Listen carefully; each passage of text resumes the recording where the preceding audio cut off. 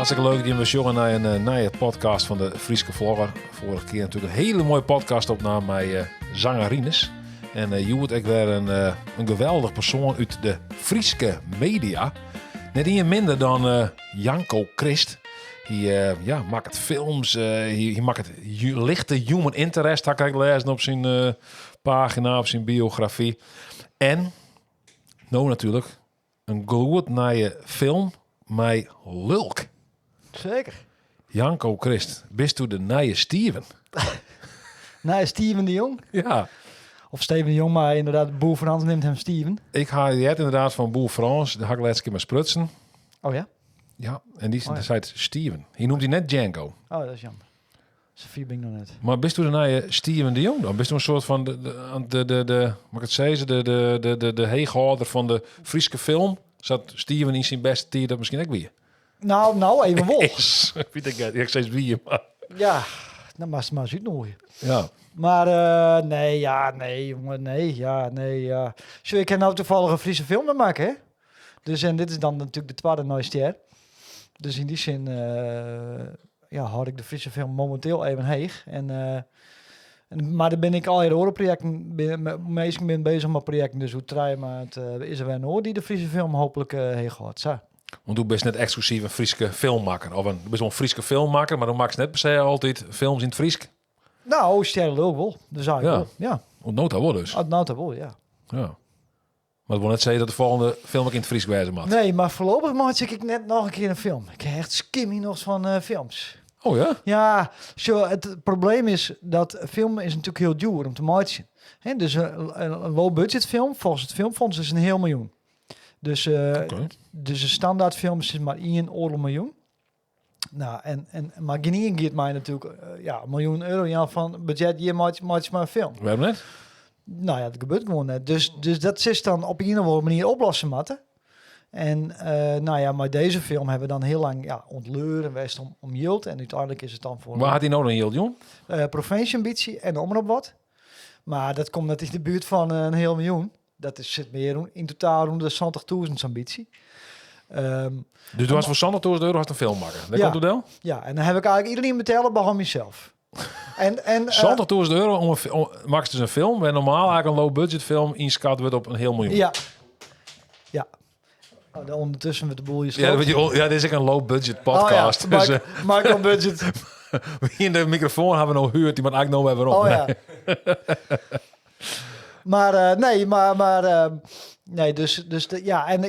Dus ik ga iedereen betalen behalve mezelf. En zelf werk ik het meeste werk die dan. Plus dan nog een man die het Klaas Bies, die heeft me geholpen. Dus maar hem heb ik alles regelen.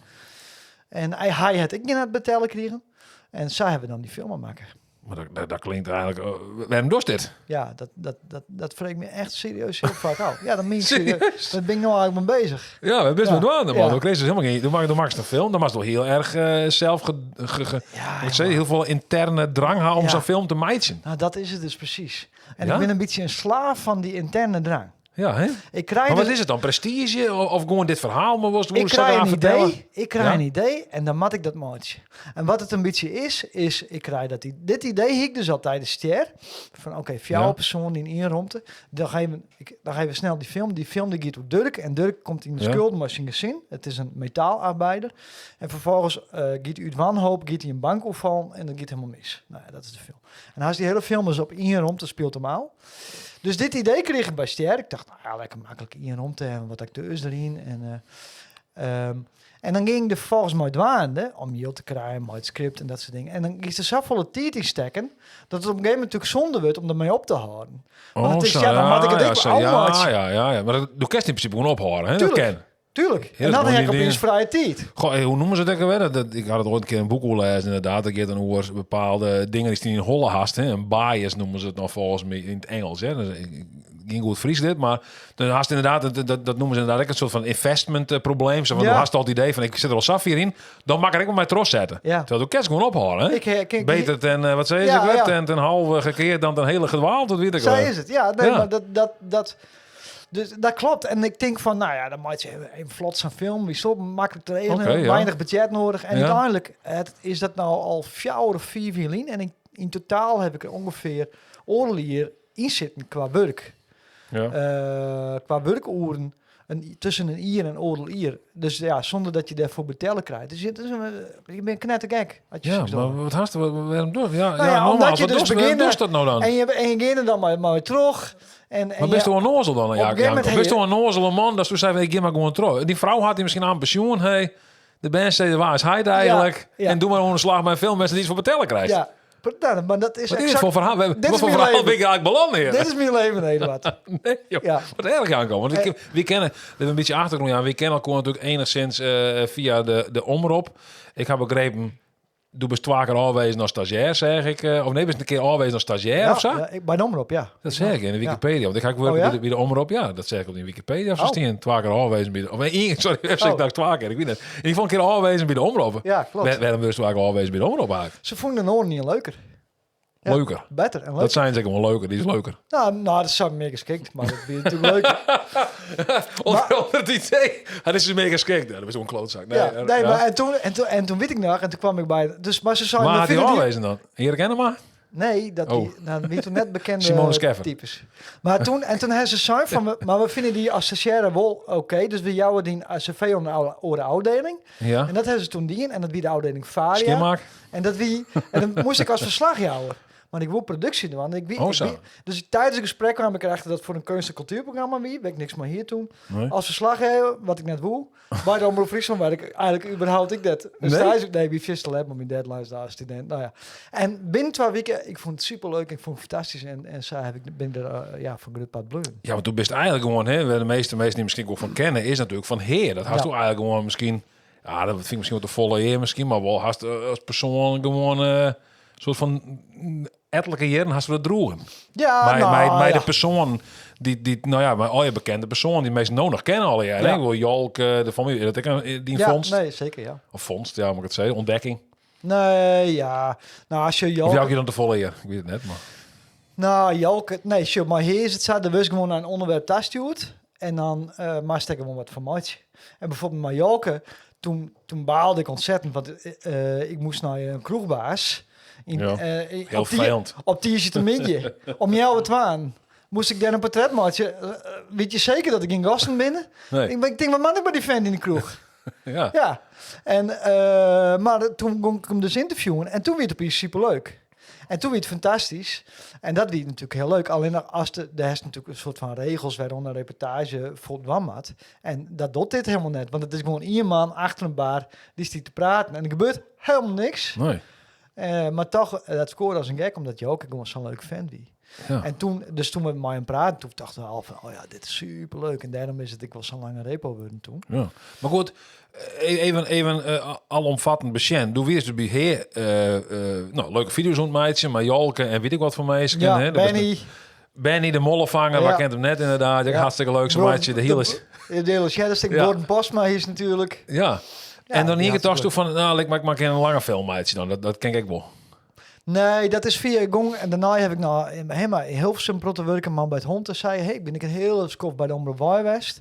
Maar dit idee voor die film voor Sjer, dat wie van Emiel van Hoenekop en Jeroen. Die had het idee om een film te maken. En toen, hoe kwamen ze bij die dan? Nou, omdat ik met Emiel hier werken, maar word ik voor beginners. Oh ja. En toen heb ik op de kan letten wat videoclips voor hem maken zo. Nee, dat kan letten. Maar goed, dus ja, word ik voor beginners. En toen zei ik van, nou, dat gaan we net doen, want het kost juist vol tijd. Maar toen zei dat gaan we net doen. Ja, maar toen kwam corona. Dus toen, en ik werkte toen bij man bij het hond en dat stapte toen in 1 keer. Dus ik ging geen werk meer en Emiel net. En toen dachten we, en dan gisteren bij ZZP, dus ik toch een beetje zien wat voor project, wat ging dan Wold van. Nou ja, toen Ster en toen hebben we Ster maken. En zat best dan wat in het regisseurschap rol, want toen zei hij Ster hier toen het idee van, hey, ik wil eigenlijk een orensoort film maken. Ja, ik ken allemaal een film. Ja, toen kreeg ik dit idee, ja. Ja, want we zijn niet nog voor de grap. We een keer zijn ergens op een congres van Ster, dat weer een grote flop. Of een jongen wat in Nederland. Ja, in Friesland weer een dikke hit. Ja. En dat was hartstikke leuk. En dat had ik nog altijd een 8.3 op IMDb. Dat is dat is juist alle dagen, hè? Jessen te heet. Ja. Alle dagen 4, we even zien. Dat is een Godfather-achtige getal voor Ster. Je zit in de top 250, toch? Van ja, precies. Bob in Jurassic Park, die had een 8,2. Maar goed. Snap ik wel. Ja, maar ja, terecht. Nou, ik ga heel veel mensen in Friesland exprutsen. Die zeggen gewoon echt van, dit is de beste film die ik ooit gezien heb. Ja, nee, maar dat is... Dus voor een mensen is het echt wel een waarheid. Ja, hè? Dus zij zijn gek scared van 8,3. Maar voor een mensen die zeggen echt van, dit is gewoon een film... Ja, dat is een hartstikke leuk Fantastisch. film. Dat is toch hartstikke mooi? Nee, dat klopt. Dat is een heel leuk film. Hun. Ja. En een lekkere domme film, ik. En daar hebben we zo vol van leerd en wil in mijn hand. Maar wat wie dan het idee dat toen een ster dacht van, hey, ik wil een soort van die lulkachtige film, maatje. Nou, het is ik wel leuk, omdat je dan... Ja, je bent toch altijd een soort van creativiteit, dus maar het toch altijd uit. En dan is dat West Kroon. En zo ster heb ik natuurlijk heel erg maken maar Emiel. En maar Jeroen dan, Martijn. En dan wil je een film, dan wil je alleen nog wat moois, maar je eigen ideeën, zeg maar. Mm-hmm. Dus dat zit er dan ik naar achter. Dat ik was denk van, nou, als ik nou wel een project doe, dan doe ik het zelf. Want ik weet nog van Lul Jim Haf volgens mij, toen we nog op het kantoor zitten op Willemskade, hij heeft nog een soort van pilotachtig iets maken volgens mij van deze film. Een neptrailer. Een neptrailer, mij Emiel toen volgens mij nog in de haardrol, maar die had het net had het net in de hoofdfilm nee, maar Emiel die woe wat meer bij een comedy match. Oh ja. Dus het leek Emiel wel heel leuk, maar die woe dan weer wat meer sterachtig. Lulk is net een comedy? Nee, maar er zit wel wat grap in, maar het is wat meer een misdaadfilm. Oké. Ja. Dus en natuurlijk zit er grap in, want ik ken het litten, maar in principe is het net een comedy. Nee, het is wel echt een serieus onderwerp. Sterven in principe gewoon een serieus onderwerp. Ja, het is een seriemoordenaar die alle artiesten neermaakt. Ja, dat is op zich wel een serieus onderwerp. Alleen dat ja. we natuurlijk heel erg grappig ompakt, zeg maar steeds. Hè? Ja. En dat is bij deze film dus echt wel oor. Dus we kregen nog echt een serieuze kant van Janko de Sjen in zijn regisseurschap. Ja. Ja? Voor een pad wel, ja, voor een pad wel. Ben je tevreden met het resultaat? Want we hadden natuurlijk wel die klaagzang al uit van hoe weinig heel dat opleveren en hoe shit al. Nou, maar het vervelende dus, het vervelende is dus dat ik dus eigenlijk de hele tijd iedereen aan het bedelen ben om yield. Dat is gewoon net leuk. En nou has mijn Sander Tours deur ook erin. Ja, precies. En, dat is ook net het beste worden. Het beste vangst. Nee, dus dat doe ik net weer. Ik ben er echt klaar maar. Volgens dingen hield, ja, of wat is het eigenlijk? Misschien lijkt het gewoon die. Ik bedoel, ja, Steven, de jongen, die kreeg misschien op een hield. Ja, de binnenoren binnen beter in. Dus als ik nou mensen zorgen en die zegt, ik wil Janko wel eens helpen, maar hield, ik ben er wel goed ik hou wel ik heb wel een netwerk. Wat. Nee, ik heb wel een netwerk, ik kan het wel ja. regelen. Ze dood is dat ik eigenlijk volle beter in dan ik. Hey, dat is wat dan? Ja, dan krijg ik altijd van die dikke subsidies voor nieuwe projecten. En, dat zo? Hij is me 3 minuten lief verteld. Ja, maar dat is geen subsidie. Jawel. Nee, tuurlijk niet. Ik dacht gewoon, dat is geen subsidie. Het is wel overheidsgeld, maar dat wil niet zeggen dat het subsidie is. Subsidie is, dat krijg je eigenlijk omdat zo'n subsidie is toch vaak bedoeld. Bijvoorbeeld, ik maak je een video, wat mijn paken zei, dat is ook een video voor de Friese vlogger. En daar kregen we dan een bijdrage van inderdaad. Ja, subsidie inderdaad, maar dat komt als een soort van doel daarmee behartigst. Ja. Snap je wat ik bedoel? Dat is subsidie. Ja. Yield, dan kan je voor de overheid werken zonder dat het subsidie is. Ja, dan krijg ik gewoon leen. Nou ja, in principe, dat is wel wegdwang in voor de provincie. Ja, dat is gewoon dat we een campagne voor hun draaien. Ik denk een campagne voor hun draaien. Ja. En dan kreeg ze gewoon cent. Dat is geen subsidie. Nee. Subsidie is wel echt zo van, nou, was het Fries Filmfonds. Zo van, hey, we willen Friese films willen we stimuleren. Ja. Daar kreeg je, maar ik nou hoe lezen wat subsidie is. Wat verdorie. Nou, dan snap ik wel dat ik maar Sander Tours deur kreeg. Wat zeker. Dan kerst inderdaad, wil je maar ook niet wat meer doen. Nou, ja, daar ga je al. Daar ga je al. Nou. Maar het komt trouwens vanuit de Friese taal. En nog net uit de Friese Filmfonds. Wat doe ik? Oh, deze subsidie is net vanuit het Filmfonds, maar voor de Friese taal. Ja. Want de Friese Filmfonds... Dat bestond er nog net. Nee, dat is zo lang van de laatste. Jongen, maar dan kerst nou juist naar je film bij maatje. Nee, dat werkt ik wel al moeilijk. Dat is dan weer net zo makkelijk. Nee, is jou net samen geld, hè? Dat is gekker dat, maar... Nee, dat snap ik wel, maar wat je eigenlijk... Maar ja, dat went wel. Nee, maar geef je er maar niet vraag. Ja. Nou, wat dan? Nee, oké, dan kijk ik wel allemaal. Maar wat ik hoopte hier, maar zo'n Friese Filmfonds, dat ze bijvoorbeeld... Nou ja, we zitten low budget kost een ton, 2 ton. 2 ton, dat is voor de film. Ja. Dat alle Friese filmmakers daar een tak kennen en ze zeggen, nou, jou met 2 ton, of net, hè? Ja of nee, kleer. Ja. En dan zou er elke jaar zou een Friese film hebben waar ze nou in de bioscoop komt. Dat is net zo. Ze hebben die regeling oors inrichten en het gaat nou meer naar scènes bij, als er bijvoorbeeld een grote Hollandse film is die dan een scène in Friesland draait, dat ze dan in de yield voor krijgen. Ja, of voor kwarte films. Dus toen zei eigenlijk de Friese filmmaker komt er een beetje bekaaid. Valt mij ik kwarte films en documentaires, dat kan ik gild, maar echt een speelfilm en sinds ik gewoon in loket, dan krijg je ja of nee, klaar. Ja. Dat bestaat niet. Dat Nee, vind ik zo. wel spietig. Want ik had zelf bijvoorbeeld ook wel een goed idee, denk ik, maar van een film. Dat Maar, hier nou leuk was, dus dan dat Lonnekest. ja. En dan kerst ja of nee krijgen, dat kan. En misschien kennen maar van de 100 oorvragen kennen misschien maar 1, maar dan heeft in elk geval een kans. En dat is nou net. Nee. Nee. Ja, dat belooft inderdaad gewoon altijd als filmmaker. En dan was dat mij toen was ik gewoon ergens leuren en meestal vrij om je. Dat is een soort bedel. Ja, het is bedel en het hopen is een dat hele het lange bedel-traject. de bedelstaf. Ja. En daar hebben we een hele stichting voor opgericht. Ik laatst, eigenlijk is dat met grappig. Je fondsen benaderd. En jongens, echt verschrikkelijk. Ja. Ja, ben je echt naar. En dus daar hebben we heel weinig yield uit. Maar dan heeft het yield. En dan was het natuurlijk nog locatie en acteurs. Ja. Er was heel veel Ja. regelen en heel veel mensen scoren dat ze mooi doen aan die film. Want oké, nou één keer waarom. €100.000. Het is eigenlijk een low of een no-budget film. Micro-budget. Ja, dat is de officiële term. Wat ik zei, no-budget dan Nee, eigenlijk. Maar nee, goed, nee, het was eigenlijk micro-budget. geen budget. Het was zelf niet iets voor creëren. Ja, waar mag dan bijvoorbeeld op beknibbel je als dan zei van... Ja, ik wil eens film mooi meidje, want dat kennen we hoor. Doe maar ergens op bezuiniging. We hebben bezuinigstop. Nee, maar dat is een goede vraag. Maar dus de film speelt zich haast helemaal al in één ruimte. Dus dat is al heel makkelijk. Locaties. Qua Die schrapstel in je locatie. Ja, Klaar. en dan kan je het draaien. En we hebben gewoon de focus die in. Oké, ik maak een heel goed script. Daar stekken we het in. Goed verhaal. Ja. Plus, Want dat kost geen geld, want doe kreeg geen geld. Dus ja, dat is ideaal. Exact. Hè? Dus dat is vergees. Dus een goed verhaal wat dus ik origineel is. Ja. Want dat is het voordeel, omdat het weinig geld. Geen bemoeit zich er mooi. Ja. Dat is dus fijn. Want ik zit even te denken, want door zei van het op in je locatie, door had zo van die films inderdaad. Ik hou hem vaker aan films, jongen. Phone booth. Ja. Phone booth. Ja. Phone booth. Ja, phone booth. Maar hoe heet dat? Colin Farrell van me zien een one-room film. Lokken. Ik weet dat die film kent. Nee. Heel goede film. Dat is mij Tom Hardy heet die man. Nee, hoe die man? Dat is ook zo'n acteur. Maar die zit in een auto. Ja, Rebellion. Die hield de Rebellion. Lokken heet er. Want zij heet die man volgens mij dan ik. Oké. En ja, dat is meer. Nou, dat ben een beetje... Nou ja, en bijvoorbeeld laatste werkdag die de Aguirre toen maken had. We hebben nog die local language prijs. Weer een single room. Okay. In deze ruimte trouwens. Oh, zo. Maakt het niks uit. Historische rond dit. Ja, dat idee dus. De tas van Dek en geld op besparen. Ja, dat. Plus het script dus. Ja. Gewoon een supergoed script scrollen. Ja. En tijd stekken en yield in tacteren. Okay. Dus als je een soort amateurfilm hebt, die scripts zijn vaak heel kut. Ik van Nederlandse publieksfilms, gluttenfilms, scripts zijn zo slecht. Ja, slechtste scripts. Verschrikkelijk voorspelbaar. Dat is het. Liefde op Ibiza, weet je hoe die film zou heten. Bijvoorbeeld.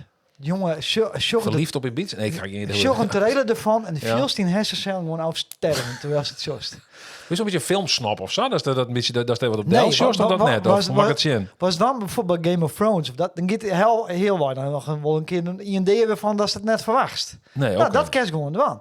Ja. Dat is natuurlijk leuk. Ja. Dus dat is juist ik in deze film. Er gebeuren dingen die is net verwacht. Maar waarom maak je die films dan slechte... Die stekken gewoon niet in goede scripts, maar die stekken het eind dan niet op. Die binnen dan bang dat het publiek dat net leuk vindt, dat de verkeerde dingen gaat. Snap je? Die maakt je alleen maar hele veilige keuzes daarin. Een beetje commerciële keuzes van, hey, over dit door dan... En dan doen we dat precies naar die doelgroep. Dus dan maakt die acteur, die maakt er net in. Ja. Want die spreekt die doelgroep net zo aan. En we doen dat rare scène, een beetje uit het script. Snap je? En zo maakt ze een heel veilig product, wat eigenlijk niet leuk vindt. Want uiteindelijk al respect natuurlijk voor Steven de Jong, wat er voor de Friese film die in had. Maar ik had wel het idee ja, sorry, ik noem het ook Steven inderdaad. Ja, ik heb wel Steven. Steven, kijk, ik zei maar omdat Boer Frans keer Steven meer zijn had, ik vond het fantastisch. Ja? Dus ik hoor het zelf maar bij Steven de Jong. Okay. Ik had wel heel vaak het idee dat hij, en ik bijvoorbeeld in zijn laatste film van Grutte Pier, dat het echt wel mensen kan casten die al een soort van following hebben misschien, of bekend binnen. Natuurlijk. En dat als een soort broek om die film ook wat tractie te gaan. Grutte Pier, mij, Elske de Wal, had ik al in de podcast, had ik het maar maar dat is ik wel, en wat Steven heel slim doet, en die in het, en Steven het echt wel grote succes in beleefd, bijvoorbeeld met die Chameleon, hoeveel mensen in het tabes binnen. Ja. Maar is dat je bestaande merknamen pakken, IP. Maar waarom doe je het net? Want in deze nieuwe film, er zit geen Emilien, er zit geen Reense wedstrijd. Nou goed, dat ken ik niet meer. Toch het wel. Nee, Frans zit er net in. Nee, sure, ik net. Maar bijvoorbeeld Steven, ik moest dat nog even nou. Dus die pakt dan de Elfstedentocht, die pakt Grutte Pier, de Chameleon, bekende dingen. En daar maakt het hier film over. En dan heeft het automatisch al een soort van publiek. Ja. Nou ja, dat heeft dat dus eigenlijk toegediend als ik. Want ik heb dat net in. En voor mij is het dus regen om het publiek om te spreken. Maar goed, daar kies ik daarvoor. Het zij zo. Zo qua acteurs heb ik best wel... Zo, ik heb Tom Hofman als acteur. Arjen Edeveen als acteur. Ja. Dan net Emiel, maar wel Oele Plop. The next best thing. Ja, Ja. en die speelt hij bij zichzelf in die film, dus dat is wel leuk. En natuurlijk Laurens van Akker, dat is gewoon... En Sjoukje Mieke, maar die binnen wat minder bekend, maar die binnen wel weer heel goed. Dus dan was zo Tom Hofman en Arjen Edeveen, dat binnen een beetje de uithingboeren van die film. Dus in die zin dacht ik dat ik wil. Ja, maar vervolgens is dus, wie in die schrik Ster zei, nou dat weer een flop in Nederland, weer maar 8 andere talen. Toen is vervolgens wel naar Nederland, daar zeg ik maar steeds, naar Holland, naar Amsterdam, om daar die film de première gaan te laten, om wel nou misschien het dubbele aantal niet-Friestaligen te pakken. Nee, dat is wel grappig. De Ster wie in Friesland echt wel een heel groot succes. Alleen nog toen wie ik een distributeur die won wel boeken Friesland van. En die had het die en dat binnen 8 meestal met daar west. Ja, het is, maar ja, goed, dat is. Nee, dat wist ik weer. Nee, van mij wat verdeeld. Want wij is bijvoorbeeld in Zwolle, in Heerlen, in Maastricht of zo, en maar dat wie dan in 8 bioscopen of zo boeten En waar zei trouwens dat het geen Friestaligen weer? Nou, ben waarschijnlijk Friese West. Ja, dat is gewoon Friese West. Ja, die dan er werden 12 Friese. Het is een beetje wat ik zelf wel een beetje gek vind eigenlijk. Hier is op een zo'n concertenreeks van Guus Meeuwis en dan weer in New York. Oh, ja. In een grote concert. Ja, en dan kwamen er al je Hollanders. Ja. Ik denk, wat is dit voor omgekeerde wereld? Ja, al je Brabanders natuurlijk. Ja, natuurlijk. Dan gaan we zo naar New York. Waar slaat dit op? Nee, maar voor zo'n film als dit, dat is gewoon een beetje een marketing ding. Dat is inderdaad dus een origineel verhaal. Dus je mag het van wat oren dingen hè. Dus zo'n Tom Hofman speelt erin en een Arjen Edeveen. Dan denken mensen, vooral de pers, ik wel van, dan zal het misschien wel een goede film wezen. Ja, zo. Plus, wat namen op het... Plus de Gies nou zo'n Tuschinski van, dan zal het wel een grote film wezen. Je zult dat meer van die stempeltjes.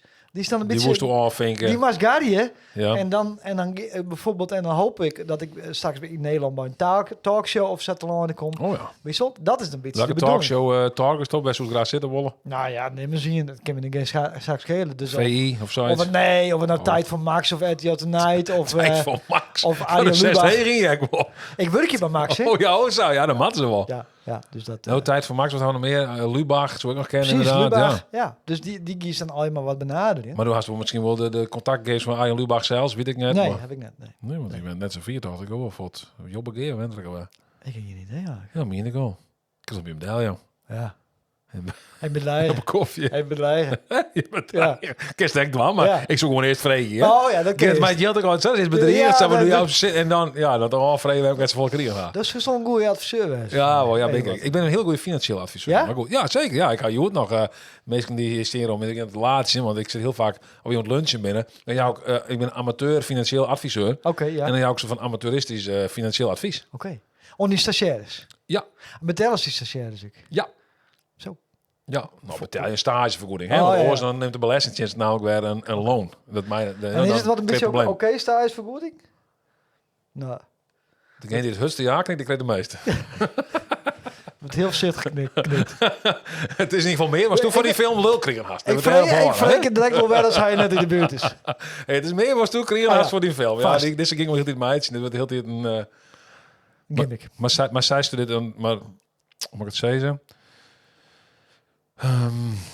Ja, dat het toch een soort van geuze ding een beetje op een gegeven moment. Misschien dat het gewoon echt zei van ik ga er geen zin voor krijgen. Dat ik een soort van... Nou, nee, maar in de publiciteit kerst daar wel weer niet vaardig mooi aan. Als zijnde onderscheidend element. Ja, van de regisseur had je geen geld voor gekregen. Nee, maar als je dat geld kan nog komen uit de bioscoopkaartjes. Ja, dus eigenlijk echt een voorinvestering, hoops natuurlijk. Ja, als ik goed erin, dan krijg ik betalen. Ja. En dat is eigenlijk een bedrijf. Want je kan van mij wel 4 woorden op praten, dat je wel, want die hele filmwereld, dat is natuurlijk in het netwerk van al je dingen.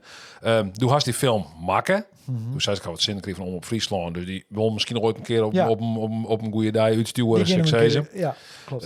Wat wie er nog meer? Provincie Friesland. Ja. Nou, die letten misschien Shanty de pauze daar een keer.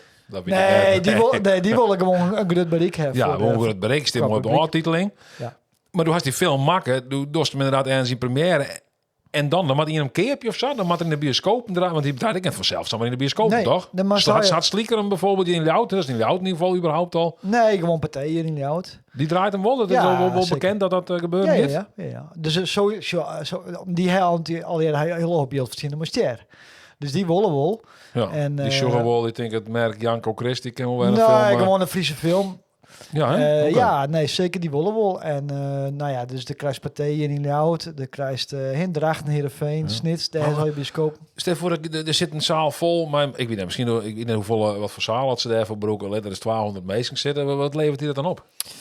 40% per kaartje. 40% per kaartje. Dus stel voor, de betaalt hij. Nee, zo, 60% gaat naar de bios Ja. en 40% gaat naar de maker.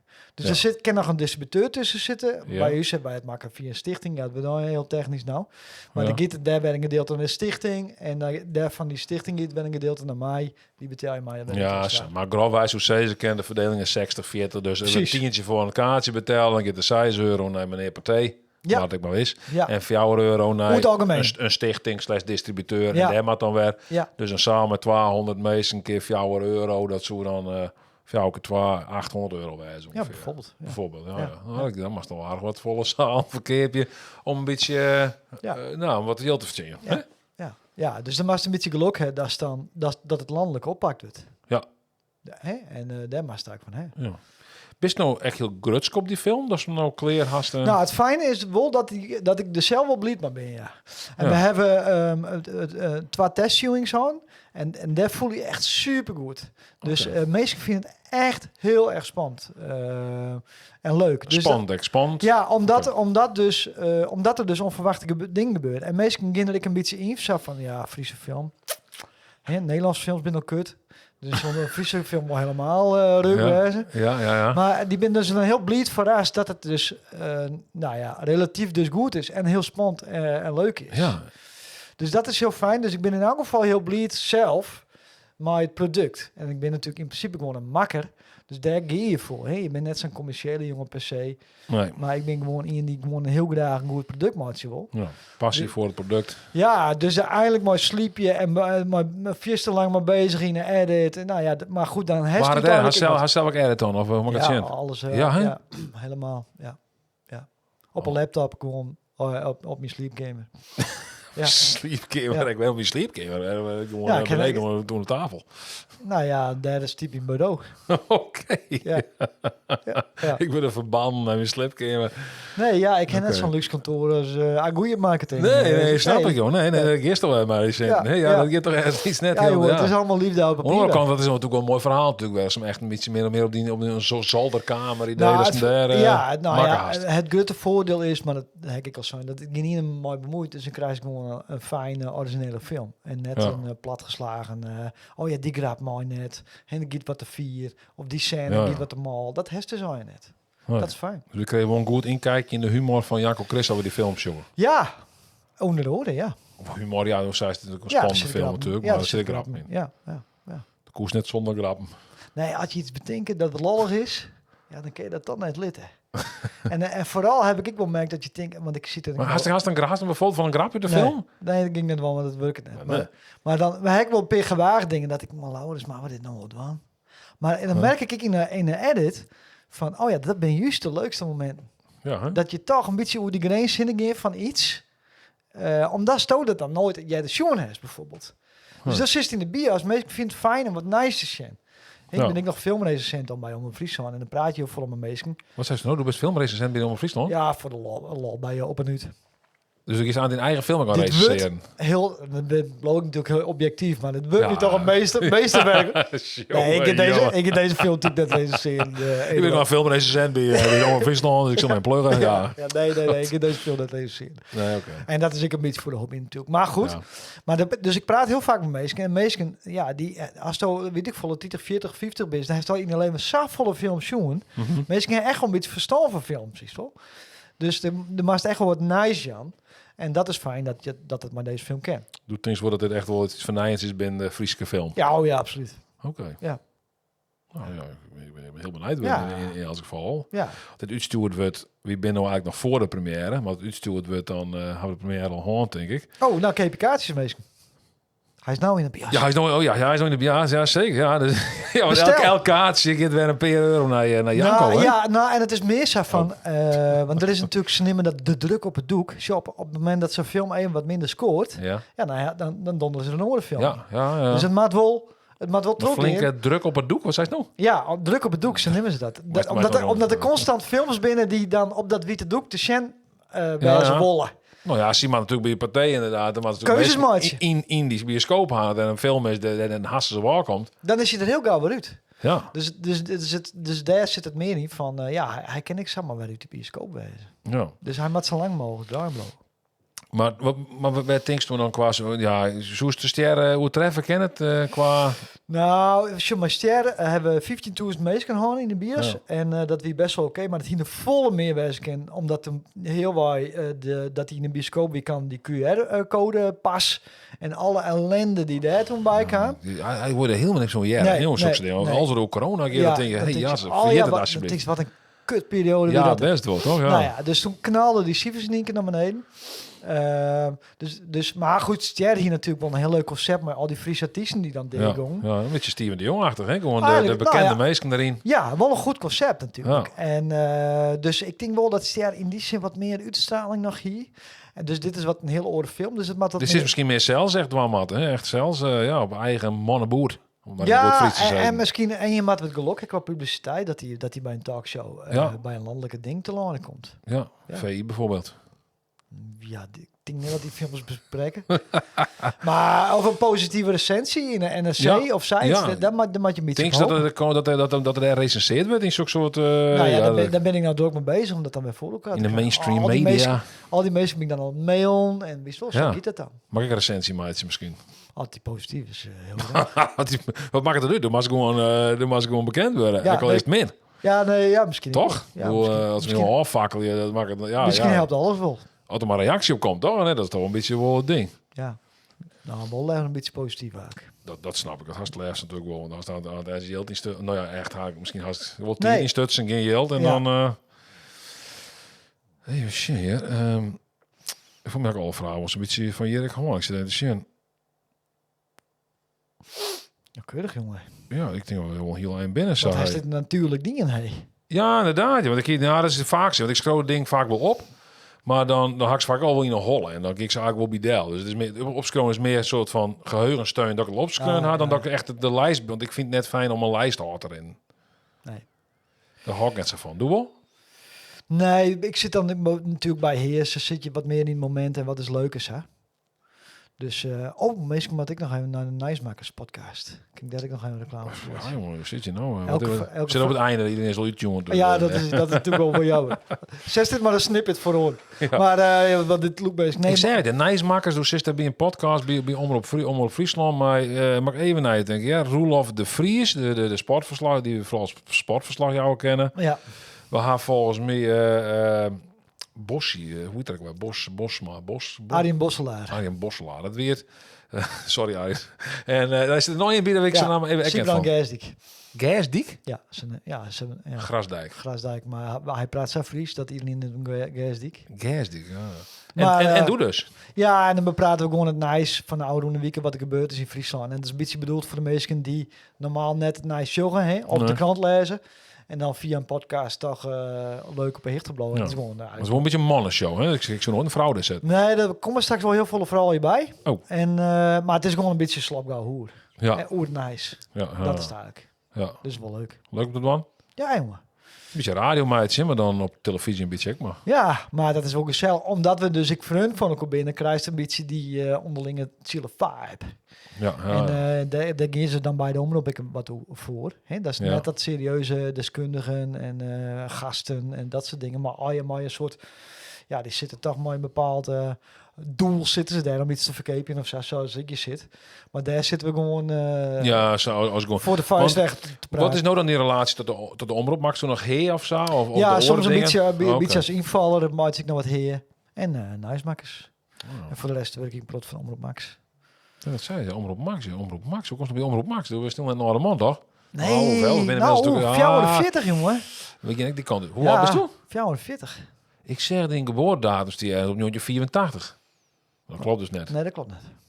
Nee, dat klopt. Als het die wat jonger voorstelt. Maar, Dat zou kunnen. oh ja, en ik kreeg ze... Maar oké, dan kreeg ze steeds meer feeling. Misschien toch maar de... Maar waarom Omroep Max? Wat een gek... Of gek? Is het net gek? Ik ga geen idee. Maar Nee, dat klinkt op zijn eerste... dat ik denk van... Hé, dat is dan meer Jan Slachter en wat oudere mensen. Ja, nee, klopt. Maar nee, dat is voor een programma, die Expeditie Nederland. En dan maak ik een reportage in Friesland. Dat is hartstikke leuk. Om te dwan ik. En als nog kiezen moest tussen een filmmaatje of reportagesmaatje? Nou, de combi is dan toch wel het leukste. Maar als je een filmmaatje, dat gescoorde mail, dat ging echt net nog een keer doen. Nee, hè, maar is het heel een filmmaatje dan? Of er was het scoren met Jel? Er was best een filmmaatje, maar er was het scoren om Jel. Daar komt ook op deel. Ja, en dingen regelen. regelen voor mij. Ik heb bijvoorbeeld, ik heb gewoon een beetje een trauma daarvan hoor. Ik heb bijvoorbeeld de première dat ik dan binnenkwam, ik dan van Uitnoegen en een actrice, en maar die kennen het.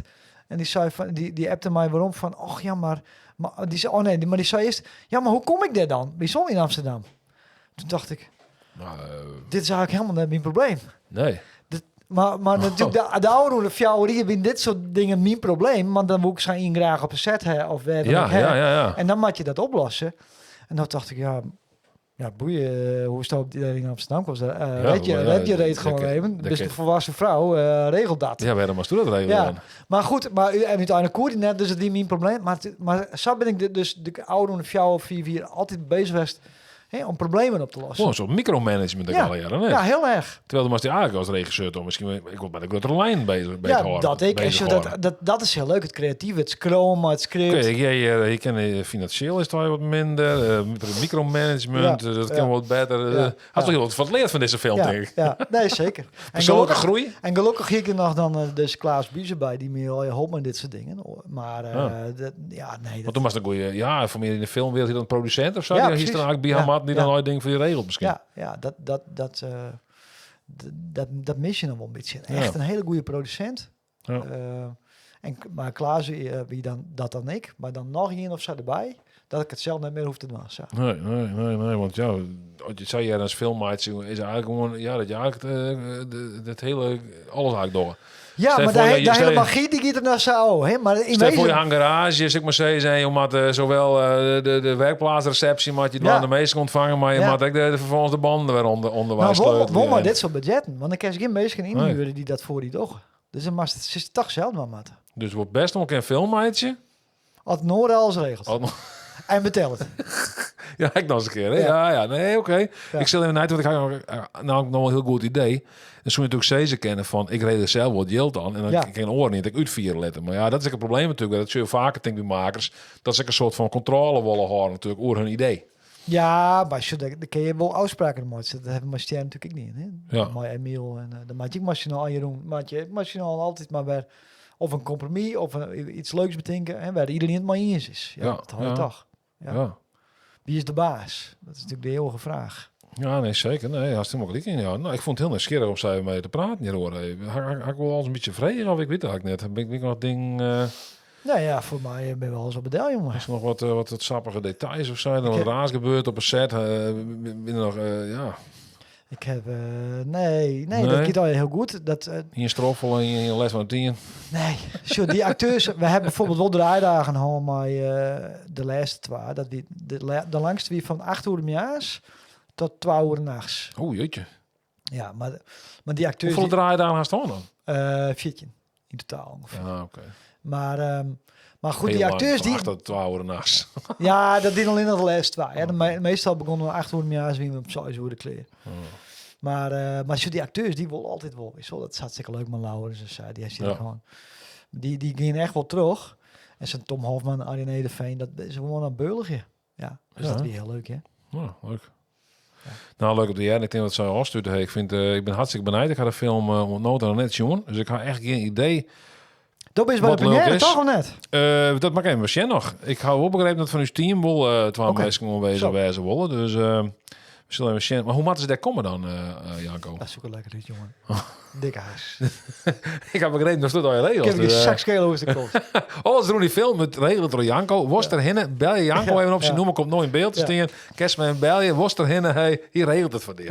Kerst toevallig net zo goed erin, hey, hier regelt een rollator. Trauma's. Kerst toevallig misschien helemaal niks zien, dan regelt er een ondertiteling voor die. Oh nee, sorry, dat is ik wel om. Maar ondertiteling heb ik zelf die trouwens, snap ik wel. Ja, daarom, ja, alles zelf die. Het is ongelooflijk. De man die alles kennen, rond een film dan, hè. Tegen danken, Janko, dat je hier even omgeschoven wordt in...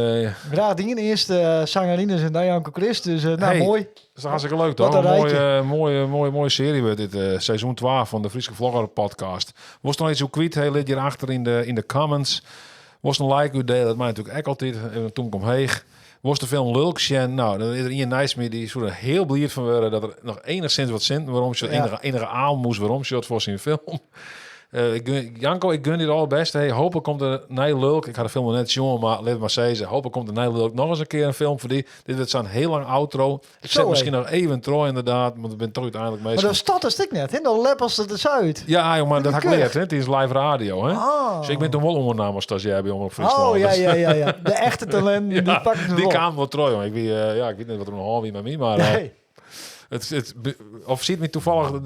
Nee, dat net zo was dat ik ondernaam ben en doe dat net.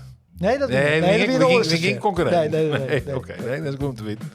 Dat is heel een soort van tweestrijd. Denk maar van wie nou.